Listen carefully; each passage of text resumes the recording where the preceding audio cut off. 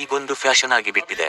ಅಂಬೇಡ್ಕರ್ ಅಂಬೇಡ್ಕರ್ ಅಂಬೇಡ್ಕರ್ ಅಂಬೇಡ್ಕರ್ ಅಂಬೇಡ್ಕರ್. ಇಷ್ಟು ಬಾರಿ ಭಗವಂತನ ಹೆಸರನ್ನೇನಾದ್ರೂ ಜಪಿಸಿದ್ದರೆ 7 ಜನ್ಮಗಳ ತನಕ ಸ್ವರ್ಗ ಸಿಕ್ಕಿಬಿಟ್ಟಿತ್ತು.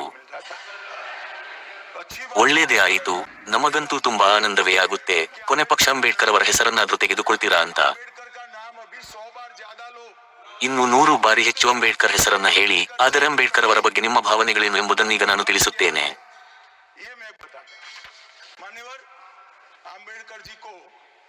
ಅಂಬೇಡ್ಕರ್ ಅವರು ದೇಶದ ಮೊದಲ ಕ್ಯಾಬಿನೆಟ್ಗೆ ರಾಜೀನಾಮೆ ಯಾಕೆ ಕೊಟ್ರು? ಅಂಬೇಡ್ಕರ್ ಅವರು ತುಂಬಾ ಸಾರಿ ಹೇಳಿದ್ದಾರೆ, ನಾನು ಪರಿಶಿಷ್ಟ ಜಾತಿ ಮತ್ತು ಪಂಗಡಗಳೊಂದಿಗೆ ಆಗುತ್ತಿರುವ ವ್ಯವಹಾರದಿಂದ ತುಂಬಾ ಅಸಂತುಷ್ಟನಾಗಿದ್ದೇನೆ. ಸರ್ಕಾರದ ವಿದೇಶಿ ನೀತಿಗೆ ನನ್ನ ಅಸಹಮತ ಇದೆ ಮತ್ತು ಆರ್ಟಿಕಲ್ 370ಗೆ ನನ್ನ ಅಸಹಮತ ಇದೆ. ಆದ್ದರಿಂದ ಅವರು ಬಿಡಲು ಬಯಸಿದ್ದರು, ಆದರೆ ಅವರಿಗೆ ಆಶ್ವಾಸನೆ ಕೊಟ್ಟು ಉಳಿಸಿಕೊಳ್ಳಲಾಯಿತು.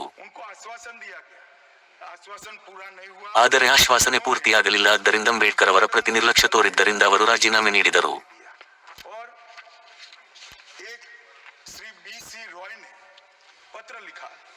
ಬಿ. ಸಿ. ರಾಯ್ ಎನ್ನುವವರು ಪತ್ರ ಬರೆದರು, ಅಂಬೇಡ್ಕರ್ ಮತ್ತು ರಾಜಾಜಿಯಂತಹ ಇಬ್ಬರು ಮಹಾನುಭಾವರು ಮಂತ್ರಿಮಂಡಲವನ್ನು ತೊರೆದರೆ ಏನು ಗತಿಯಾಗಬಹುದು? ಅದಕ್ಕೆ ನೆಹರು ಅವರಿಗೆ ಉತ್ತರಿಸುತ್ತಾ ಪತ್ರದಲ್ಲಿ ಹೀಗೆ ಬರೆದಿದ್ದಾರೆ, ರಾಜಾಜಿ ಬಿಟ್ಟರೆ ಅಲ್ಪ ಸ್ವಲ್ಪ ಹಾನಿಯಾಗಬಹುದು, ಆದರೆ ಅಂಬೇಡ್ಕರ್ ಬಿಟ್ಟರೆ ಮಂತ್ರಿಮಂಡಲವೇನು ದುರ್ಬಲವಾಗುವುದಿಲ್ಲ.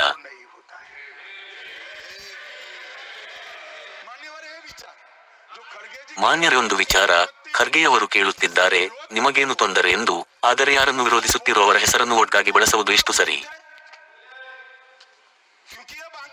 ಏಕೆಂದರೆ ಈಗ ಅಂಬೇಡ್ಕರ್ ಅವರನ್ನು ಒಪ್ಪುವವರು ಸಾಕಷ್ಟು ಸಂಖ್ಯೆಯಲ್ಲಿ ಬೆಳೆದಿದ್ದಾರೆ. ಅದಕ್ಕಾಗಿ ಈಗ ನೀವು ಅಂಬೇಡ್ಕರ್ ಅಂಬೇಡ್ಕರ್ ಎನ್ನುತ್ತಿದ್ದೀರಾ. ಮಾನ್ಯರೇ, ಮುಂಬೈನೊಬ್ಬ ಮೇಯರೊಂದು ಪತ್ರ ಬರೆದಿದ್ದರು, ಅಂಬೇಡ್ಕರ್ ಅವರ ಹುಟ್ಟೂರು ಮಾವ್ ನಲ್ಲಿ ಅಂಬೇಡ್ಕರ್ ಅವರ ಒಂದು ಸ್ಮಾರಕ ಆಗಬೇಕು ಎಂದು. ಇದಕ್ಕೆ ನೆಹರು ಸರ್ಕಾರ ಈ ರೀತಿ ಉತ್ತರ ಬರೆದಿತ್ತು, ಸ್ಮಾರಕಗಳನ್ನು ಸಾಮಾನ್ಯವಾಗಿ ಖಾಸಗಿ ಉಪಕ್ರಮದಲ್ಲಿ ನಿರ್ಮಿಸಲಾಗುತ್ತದೆ. ಅಕಸ್ಮಾತಾಗಿ ಸರ್ಕಾರವೇನಾದ್ರೂ ಇದಕ್ಕೆ ಸಹಾಯ ಮಾಡಿದರೆ ಅದು ಉಚಿತವಾಗಿರುವುದಿಲ್ಲ. ಇವರ ನೆಹರು ಕುಟುಂಬದೆಷ್ಟು ಸ್ಮಾರಕಗಳಾಗಿಲ್ಲ, ನೀವೇ ಹೇಳಿ.